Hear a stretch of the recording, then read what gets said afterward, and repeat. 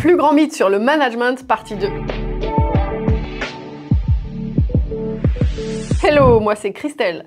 Avant de commencer cette vidéo, je t'invite à cliquer sur la cloche pour recevoir les prochaines notifications et à t'abonner à la chaîne. Aujourd'hui, on va déconstruire les 7 plus grands mythes sur le management, partie 2. Premier mythe, les managers doivent être stricts pour maintenir l'ordre. Alors ça, c'est un mythe qui vient probablement de l'ancien temps, où on avait besoin de cadrer les gens pour qu'ils nous obéissent, sinon c'était le chaos. Mais moi je crois profondément que de plus en plus les gens ils sont éduqués, enfin ils peuvent devenir autonomes si tu leur fais confiance. Et donc ce n'est plus par un cadrage excessif que tu vas obtenir le meilleur de tes équipes, mais au contraire par l'autonomie, par la confiance et par ce que je transmets sur cette chaîne. Deuxième mythe. Le feedback doit toujours être donné en privé. Eh bien, ce mythe, il est à double tranchant. Parce que donner un feedback en collectif, ça peut être très déstabilisant pour la personne à qui tu vas le faire. Comme je l'ai déjà dit, il y a des façons de faire des feedbacks. Et parfois, un feedback en collectif peut être utile à d'autres personnes. Et parfois, ça peut être intéressant pour les autres membres de l'équipe d'entendre le feedback que tu es en train de faire à un collaborateur. Peut-être pour pas que l'erreur se reproduise ailleurs, peut-être parce que cette personne est un leader et que c'est important de le replacer au bon endroit, à sa juste place. Et donc, si tu utilises la bonne façon de faire un feedback, que j'ai déjà partagé dans une vidéo, que tu retrouveras en description, eh bien oui, tu peux faire un feedback collectif, à condition, en effet, je vais te rappeler quand même les points essentiels, c'est de parler d'abord de ton ressenti et vraiment de partir de toi, de parler des faits sans juger la personne. Ça veut dire quoi, juger la personne? Ça veut dire tu es X, Y, Z avec un qualificatif. Ça, c'est un jugement en fait, ce ne sont pas des faits. Donc pas vraiment des faits, de ton ressenti, exprime quel est le besoin dans cette situation précise et qu'est-ce que tu attends de ce collaborateur clé en étant très précis. Alors ce genre de feedback qui va donner un axe de progression peut être vraiment très bénéfique, même en collectif. Troisième mythe, les récompenses financières sont le meilleur moyen de motiver tes salariés. Eh bien, c'est un mythe parce qu'une récompense financière, c'est classé dans la catégorie des motivations extrinsèques. Je te renvoie là à la vidéo sur la motivation que tu trouveras sur une fiche là ou dans la description ci-dessous. Pour motiver tes salariés, tu as deux façons de faire. Soit d'utiliser la motivation intrinsèque, c'est-à-dire vraiment ce qui motive ton collaborateur en profondeur, ou d'utiliser la motivation extrinsèque, c'est-à-dire la carotte au bout du bâton que tu vas devoir renouveler. Et le gros salaire, c'est une motivation extrinsèque. Ça va très bien marcher sur le court terme, mais une fois que tu as donné cette augmentation, par exemple, eh bien, la motivation va rechuter et puis ça va être la course à toujours plus. Et donc l'année d'après, si le salarié n'est pas augmenté de la même façon, il va être démotivé. Donc je t'invite vraiment à toujours focaliser sur la motivation intrinsèque. Quatrième mythe, les conflits doivent être évités à tout prix. Eh bien, c'est ce que je croyais au début de mon parcours de management et même dans la vie personnelle.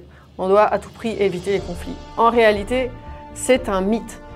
Et le vrai chemin, c'est que tout conflit peut se résoudre quand on respecte l'autre. Et du coup, c'est pas ce qui est à éviter, c'est pas le conflit. On peut avoir des avis divergents et c'est même parfois souhaitable parce que c'est ce qui permet de s'améliorer et d'avoir de nouvelles idées. En revanche, on va échanger dans le respect du point de vue de l'autre et chercher les objections de l'autre et chercher vraiment à les comprendre parce que comme ça, on va pouvoir sortir par le haut. Donc, c'est pas que le conflit, c'est pas que les avis divergents sont à éviter, c'est l'absence de respect et de traiter l'autre de tous les noms, d'oiseaux et de tout ce que tu veux et de rester bloqué dans ta situation.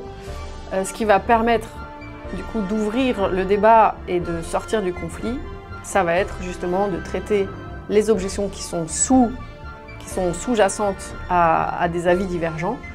Et le conflit est sain parce qu'il va mettre sur la table, s'il n'y a pas de conflit, en fait, chacun va garder ses avis sous la table et ça va créer ce qu'on appelle des abcès, ça va monter, puis un jour, oui, ça peut exploser et ce jour-là, c'est trop tard. Alors que s'il y a un conflit qui éclate, c'est l'occasion d'assainir la situation. Tu peux probablement les éviter si tu partages au fur et à mesure ta transparence et ce que tu crois vrai, et ne pas attendre que le conflit éclate. Ça, c'est autre chose.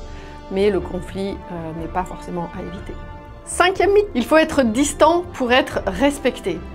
Ça, c'est un mythe qui provient de l'ancien management ou de ce que j'appelle l'ancien management, où il y a un leader, un manager qui est vraiment au-dessus de la mêlée et qui va transmettre ce qu'on appelle du top-down, qui va transmettre des ordres, transmettre c'est comme ci, c'est comme ça, transmettre une vision et ça va que dans un sens. Eh bien ça, c'est obsolète. En réalité, pour être respecté, tu n'as pas forcément besoin d'être distant. Et le nouveau management, c'est justement de reconnaître que toi, tu vas être au-dessus pour certaines compétences, et notamment, c'est toi qui as la compétence de diriger une boîte, mais certains de tes collaborateurs peuvent être au-dessus par rapport à une compétence, par exemple, du marketing. Si tu as quelqu'un qui a une expérience énorme dans le marketing, tu vas apprendre de lui.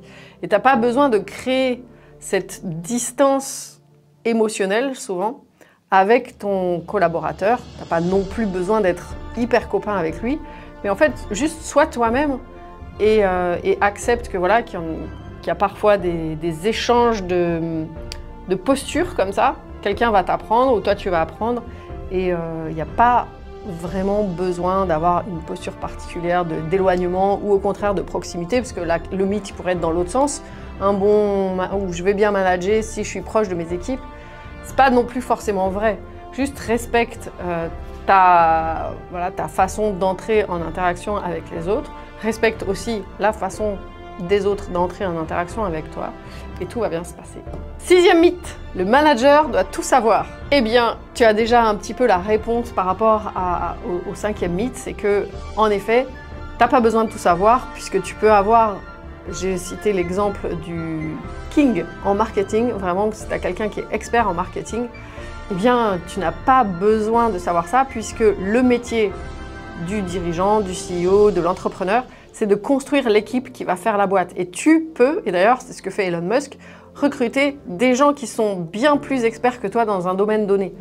Tu n'as pas besoin d'être le top du top de partout. Tu peux, ça va te prendre beaucoup plus de temps, mais tu peux aussi recruter les meilleures compétences dans chacun des domaines, et ton métier, ça va être de les diriger, de les mettre en cohésion, de les mettre, de permettre à ce que leur motivation et leur engagement soient au top. Et sur cette chaîne, tu vas trouver plein de conseils pour ça. 7e et dernier mythe, quand le chat n'est pas là, les souris dansent. C'est-à-dire quand le manager n'est pas là, les salariés font n'importe quoi et c'est... Voilà.